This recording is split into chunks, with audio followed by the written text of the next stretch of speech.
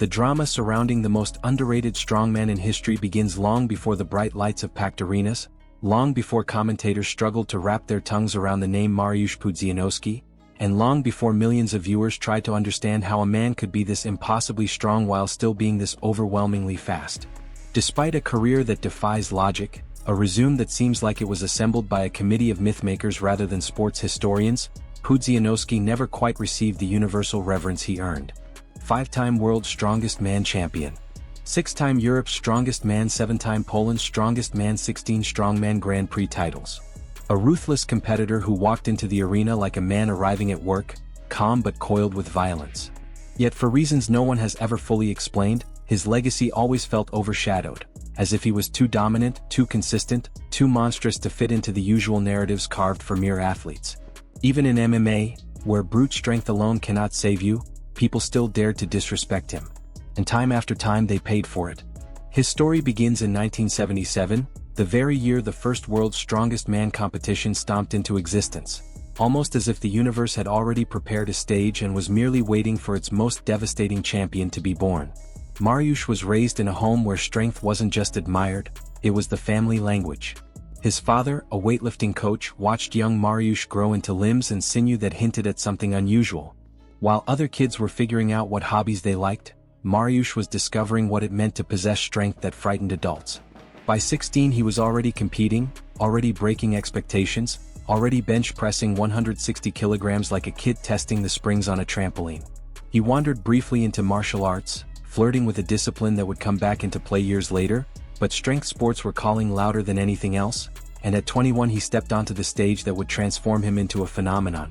But the road was far from clean. In 2000 he was derailed entirely, locked away for 19 months after an assault charge that would have destroyed a lesser man's career.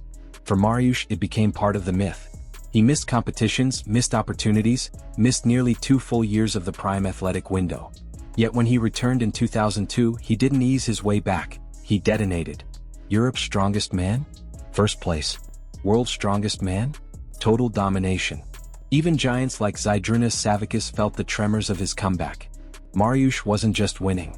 He was rewriting what strength athletes could be, tearing through events with a mixture of athleticism and fury that made him look like something out of an ancient saga rather than a sporting broadcast. In a world of titans he somehow still looked like the final boss. And then, inexplicably, he walked into MMA. People laughed at first, assuming the strongman's power would crumble the moment techniques came into play. But what most forgot was that Pudzianowski had grown up in martial arts gym floors just as much as in weight rooms. He didn't enter MMA as a novelty act. He entered as a man seeking to test whether his once-in-a-generation strength could translate into combat. And the moment someone disrespected that, karma arrived wearing Pudzianowski's gloves. In May 2022, the tattooed brawler Mikael Martela strutted into the cage like a man convinced he was about to deliver a public humiliation. From a distance he puffed himself up like a street dog trying to scare off a passing truck. Mariusz, impatient in a way that could only be described as predatory, didn't wait for theatrics. He lunged forward, every movement like a piston firing at full pressure. Martela, who looked more like a lost puppy than whatever animal his bravado was trying to imitate, barely had time to recalibrate his confidence. Before a brutal groin kick collapsed him inward. He staggered, reeling, and the next blow from Mariusz sent him crashing downward as if gravity had momentarily tripled its strength. Medics rushed in unsure whether the blue shade spreading across Martela's face came from bruising, panic, or the tattoos that seemed suddenly embarrassed to be associated with him. It was a moment that reminded everyone watching that disrespecting Mariusz wasn't just foolish, it was a self-inflicted tragedy. But that didn't stop matchmakers from doubling down on the madness. Soon they brought forth an undefeated 350-pound behemoth from the African dunes, a man whose silhouette looked like a mountainside that had learned to walk. When he stepped into the cage, half the crowd whispered that this might finally be the immovable force capable of stopping Pudzianowski. Size, after all, had been the currency of his entire sport. And yet when the opening seconds unfolded, it became painfully clear that mass means nothing when paired against a man who warps the laws of momentum. The giant charged forward like a runaway tank, but Pudzianowski didn't flinch. He delivered one single, perfectly timed, bone-demolishing punch that emptied the giant's consciousness like someone pulling the plug from a machine. The fight was over before most spectators even had a chance to exhale. Still, the disrespect persisted.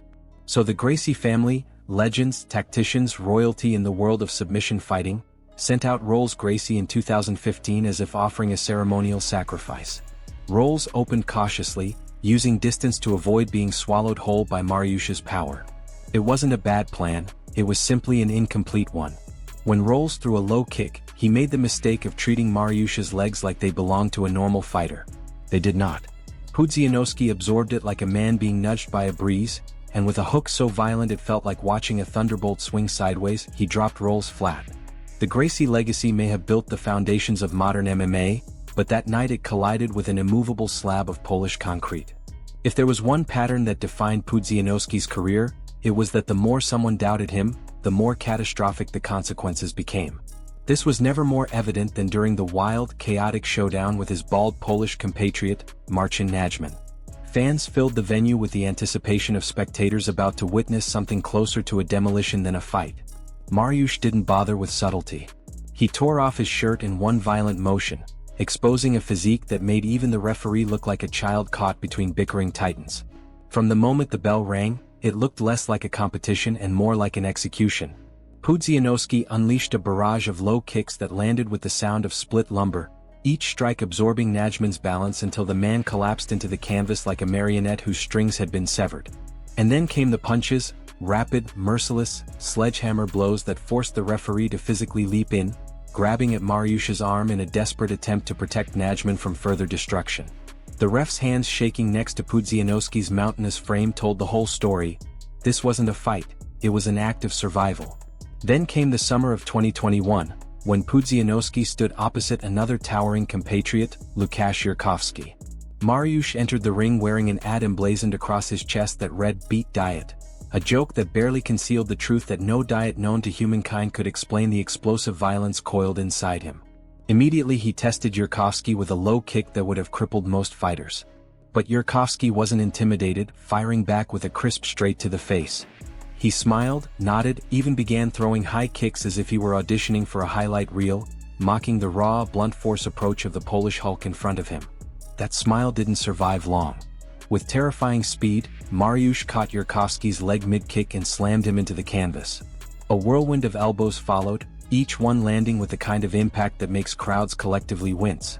By round 2, Yurkowski's face had become a patchwork of swelling and regret, and his desperate spinning back fist only opened the door for more punishment.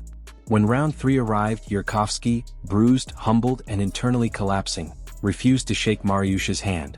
It was the kind of disrespect you give only if you've forgotten who is standing across from you. And so Pudzianowski answered the insult with a crushing blow that dropped Yurkowski in a moment more symbolic than violent. Karma didn't whisper that night, it echoed. But the fiercest test came when Pudzianowski faced Erko Jun, a Bosnian knockout artist with 3 straight finishes on his record. This wasn't some tattooed poser or overinflated strongman experiment. Jun was legitimate, dangerous, and confident he could be the man to finally tame Pudzianowski's brutality. That hope evaporated the moment the first bell rang. Mariusz surged forward, driving Jun into the mat and blasting him with a barrage of hammer fists that seemed fueled by decades of suppressed fury. Jun fought back valiantly, even reversing momentum briefly in the second round, clinging to the cage as he unloaded shots in a desperate attempt to seize control. The ref had to intervene to